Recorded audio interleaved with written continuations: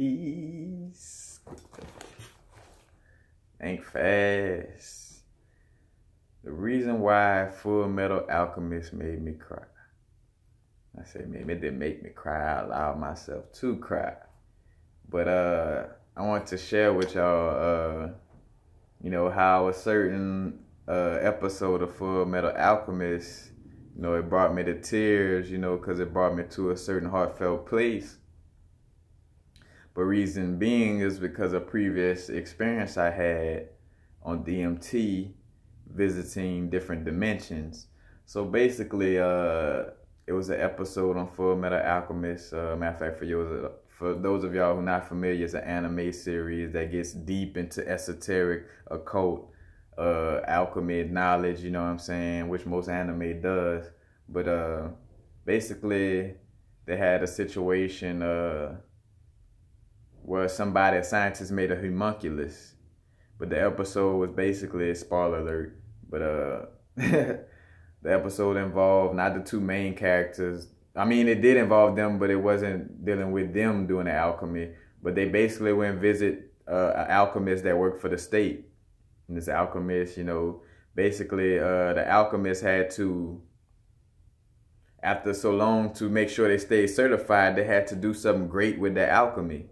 You know what I'm saying? In order to be able to stay certified to practice their alchemy. So in that case, say for instance, that set up the situation for some people who are not compassionate and feel like, that their craft is much more important than other things.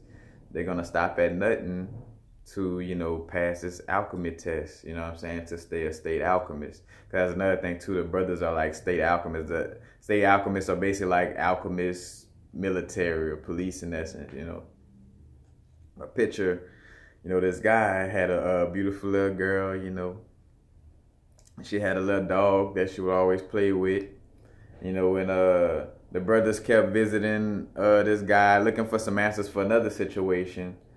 But come another day, they come up in there and then they find, some type of homunculus, and this homunculus, is seeming very familiar.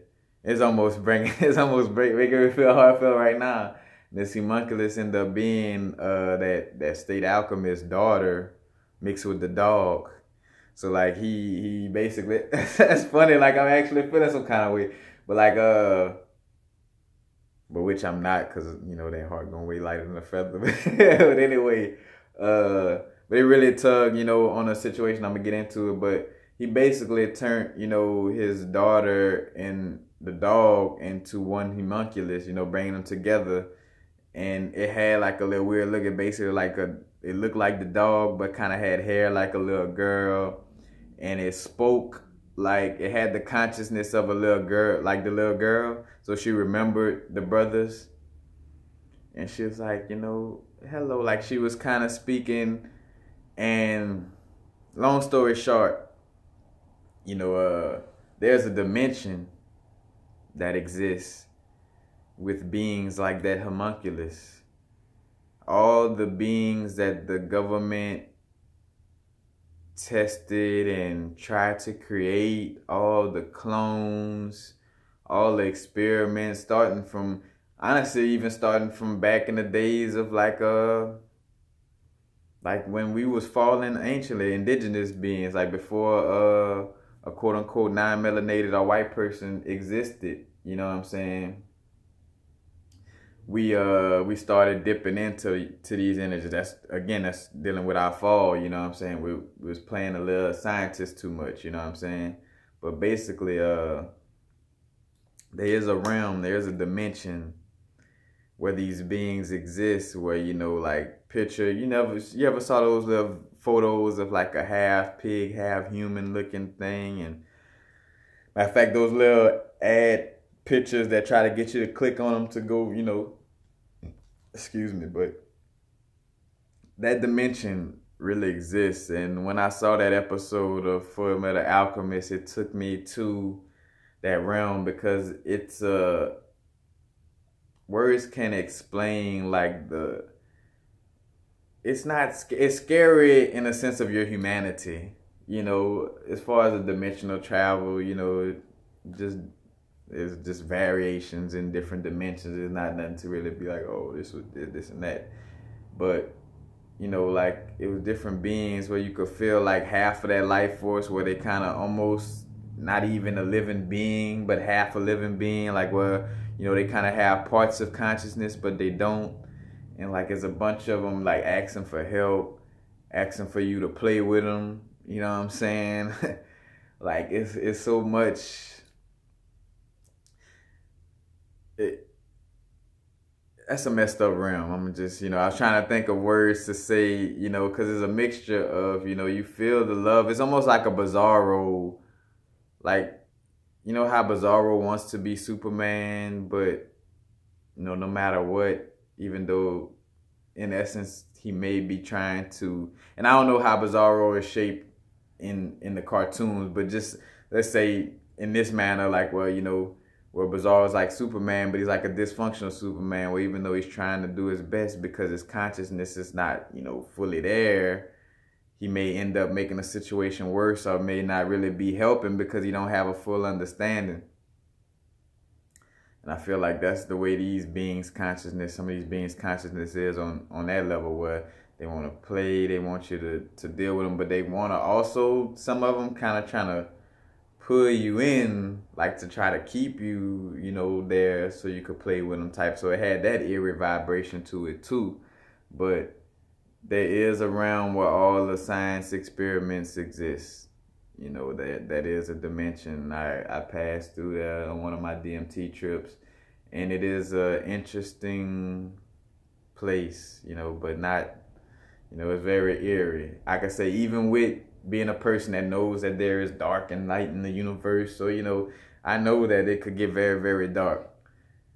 That's one of them places. Like, that's a dimension. And so when I saw that episode of Full Metal Alchemist, you know, with that homunculus, you know, I kind of started tearing up, and it took me to that dimension because I know, because matter of fact, I'm going to be real with you, the way that they had that homunculus on the cartoon talk and act was the same way that some of these beings are on that realm, you know what I'm saying?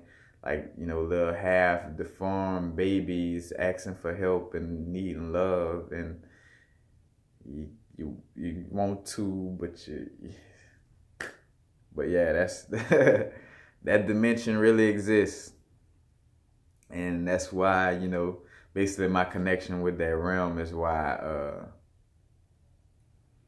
you know, why that episode of Full Metal Alchemist kind of brought me to tears. And there are so many of these dimensions like this where, you know, certain beings, you know, it's kind of like a lost soul dimension, you know, in essence, you know, where these beings just, you know, just looking for love, looking for more understanding or overstanding about their creation, you know, like wondering why they were created. What am I? What, you know, like, but anyway, get out of there. But too, and that's the thing too, though. Again, you know, yes, it's about high vibration, staying optimistic, but everything in the universe exists. You know, there's darkness in this universe. It's not just light. You know what I'm saying? And the more you shine that light and try to get away from that darkness, well, the brighter you shine that light, the darker the darkness gets, the darker the shadow gets. You know what I'm saying? So you wanna, you know, how can I say, let up on a little bit of the light, and, you know, or pay attention to the shadow. You know, let's just say that. Acknowledge the shadow so that it doesn't get ignored, to where it could grow on a level to where, you know, when you do deal with it, it's hard to handle. You know, you bring the darkness up constantly. It's kind of like a pressure release. You know what I'm saying? Kind of like the anger video I spoke on. You know, but you got a pressure release for your darkness too. Every now and then you got to have a little, you know, dark comedy, you know, a little joke about people dying that's insensitive, but it's like, fuck it, because people reincarnate. Excuse my diction, but, you know, that's the thing, you know, like, that darkness is healthy, honestly, you know what I'm saying, to kind of touch and dip in, because all that super, like, that's serial killer mode, because even Source is not that, you know what I'm saying, Source is everything. But just wanted to share that with y'all, you know, about that dimension and how it exists, and how to Also, be careful and be safe on your astral travels and your dimensional travels. Before I when I for sure start noticing how much I was dipping into different dimensions on DMT, I'll make sure before I go in there to, talk to spirit guides, higher self, inner being, like, let's keep my consciousness safe, keep my sanity safe, you know what I'm saying? Like, keep everything. When I say sanity as a being, not as a human. I don't care about my human, because what we think is sanity as a human, and in most cases, is insanity. You know what I'm saying? But I was like, keep me sane as a being. You know what I'm saying? But, asking for that protection and making sure you have that protection when you dealing with these different realms and dimensions. Because not only from different beings, that just stay on those dimensions, kind of like Insidious, that's why the movie Insidious kind of moved me to chills and tears on certain points, because I know that exists, you know what I'm saying, where, you want to be careful playing these astral planes, because there's not only beings that never took human form that are trying to get into human form, but there are also like I say, extensions of people in human form in the astral planes looking to, energy vamp you and, trick you into certain situations or whatever the case may be. So definitely be careful with that. But he's happy now. Now is the vibrate. We're not going too far in the future. Not going too far in the past. Right now. Peace.